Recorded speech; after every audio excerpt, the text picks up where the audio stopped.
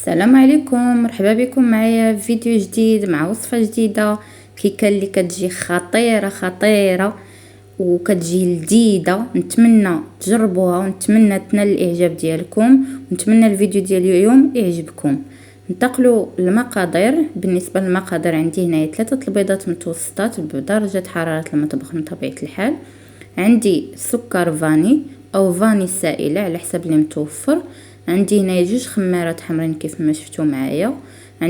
عندي كاس ديال البرتقال، وعندي نص كاس ديال الزيت، وعندي هنا نص كاس ديال السكر. بالنسبه للسكر اللي كيبغي الحلاوه بزاف يدير كاس. هنايا جات الحلاوه معقوله في هذه الكيكه هذه. هنايا عندي 2 كيسان ونص ديال الدقيق معبورين ومغربلين. هنايا في اناء درت البيض ودرت معاه رشيشه ديال الملحه ودرت غادي نضيف عليه السكر كيف ما شفتوا معايا. غادي نخلط العناصر مزيان، كندخلوا هذاك البيض مزيان مع الدقيق. ممكن ديروا هاد العناصر هادو في الخلاط الكهربائي وتستعملوا الطراب الاخر الكهربائي. هنايا انا فضلت نستعمل غير هاد الخلاط هذا اليدوي. هنايا ضفت بعد ما خلطت هذاك السكر مع البيض مزيان كيف ما شفتوا حتى رغوه ليا بحال هكاك. ضفت عليه سكر فاني، وهنايا غادي نضيف نص كاس ديال الزيت بالتدريج كيف ما شفتوا معايا. وكنبقاو ندخلوا هذيك الزيت مزيان مع الخليط حتى كينسجم لينا الزيت مزيان مع الخليط بحال كيتقال واحد شويه كيف ما كتشوفوا معايا. كيولي على هذا الشكل هذا كيف ما كتشوفوا. كنضيفوا ليه كاس ديال عصير البرتقال. هنايا كان متوفر عندي المندرين، داك الليمون الصغير هو اللي استعملت، تا هو جات به رائعه الكيكه. هنايا تقدروا تنسموا بالقشور ديال البرتقال، غير انايا ما درتهمش هاد المره هادي، يمكن لكم تضيفوهم الا بغيتوا. هنايا بالنسبه للدقيق انا هنايا راه عبرته، غنعاود نعبرو قدامكم كيف ما كتشوفوا معايا. غنضيفو بالتدريج، ما غنضيفوش بالدقه وحده واخا معبور. هنايا غادي ندير الكاس الاول كيف ما كتشوفوا، غادي ندخلو حتى يدخل مزيان مع الخليط ما يبقى حتى شي حاجه منه. عاد غادي نضيف الكاس الثاني كيف ما غتشوفوا معايا. هنا ضفت الكاس الثاني ديال الدقيق، قد الاخر معبور قدو.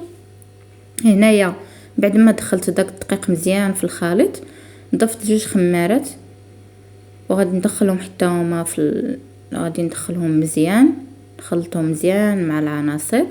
عاد غادي نضيف هنايا زدت نص كاس ديال الدقيق كيف ما شفتوا معايا. وهنايا زدت حتى دخلت هاد نص كاس، وزدت من بعد زدت معلقه كبيره ديال الدقيق على نص كاس، حيت بان ليا الخليط باقي جاري واحد شويه. نتوما على حسب الدقيق اللي عندكم، حيت كاين الدقيق اللي كيشرب وكاين اللي ما كيشربش. الا بان لكم الخليط هو داك بلا ما تضيفوا ديك المعلقه ديال الدقيق على نص كاس، بان لكم الخليط جاري شويه، غتضيفوا المعلقه اللي زدت حتى انا. هنا بعد ما دخلت داك الدقيق مزيان ضفت هنا معلقه كبيره مع مرات كيف ما كتشوفوا ديال الخل اللي يخلي الكيكه كتجي هشيشه اكثر. الا ما كانش ماشي ضروري تضيفوا الخل، هنايا غير اللي متوفر عنده. كاين بعض المرات ما كنضيفوش انايا. هنايا بالنسبه للمول كيف ما كتشوفوا معايا الخليط كيكون ثقيل واحد شويه. بالنسبه للمول عندي هنايا المول دهنته بشويه الزبده ورشيته بالدقيق. فهاد الوقت هذا درت الفران كيسخن على 180 درجه من الفوق ومن التحت. غادي ندخل ليه الكيكه ونخليها طيب حتى تحمر مزيان كيف ما غتشوفوا معايا. غتولي محمره، اللون ديالها يولي زوين كيف ما كتشوفوا. هنايا يلا خرجتها من الفران باقا سخونه. غادي نخليها على جنب وندوز نوجد معكم الكريمه اللي غادي نديروها في هذه الكيكه. عندي هنايا درت 2 كيسان ونص ديال البرتقال اللي صفيته، ضروري تصفيوه. هنايا غادي نضيف معاهم هاد الفلون ديال الفلون ديال الفاني كيف ما كتشوفوا. وهنا غادي نضيف كيف ما كتشوفوا معايا 2 معالق ونص ديال كريم باتيسير.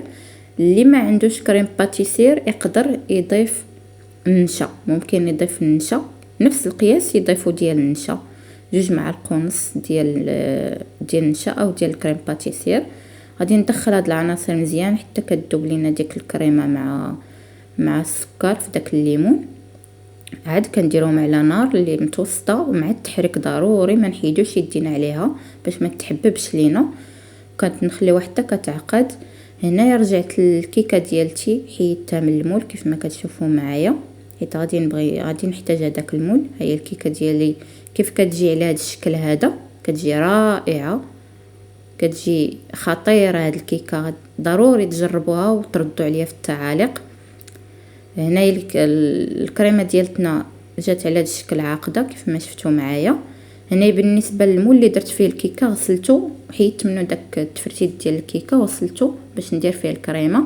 كيف ما كتشوفوا معايا اللي خاف تلصق ليه الكريمه في المول هي راه ما كتلصقش، اللي خاف تلصق يدهن بشويه نقيطه ديال الزيت عاد يدير الكريمه. هنا غادي نخليوها على سطح العمل حتى تبرد لينا واحد 5 دقائق، عاد غادي نحطوا عليها الكيكه.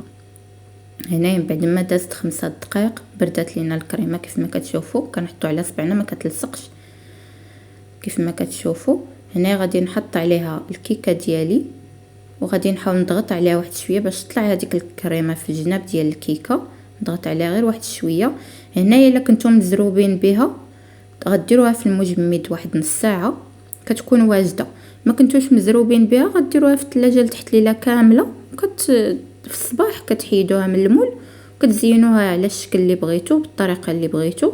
هنا التزيين كيبقى الاختيار ديال كل واحد. انا هنا زينتها لي طرونش ديال المندارين، غابيل ديال انها فيها المندارين ومقاده بالمندارين. هنا كتجي على هذا الشكل هذا كيف ما كتشوفوا معايا.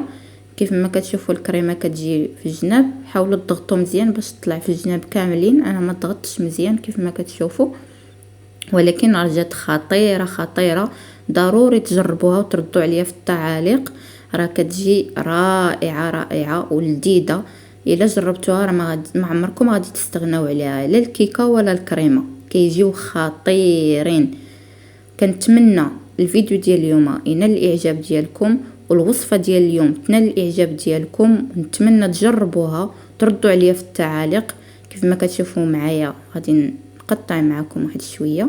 كتجي الكيكه فتيه وكتجي لذيذه، لا هي ولا هذيك الكريمه اللي معاها. نتمنى ما تجربوا الكيكه وتردوا عليا في التعاليق. وكنشكر الاخوات اللي انضموا للقناه جداد، مرحبا بكم عندي. وكنتمنى ينال الاعجاب ديالكم الفيديو ديال اليوم والمحتوى ديال القناه، وتزيدوا تشجعوني اكثر ان شاء الله.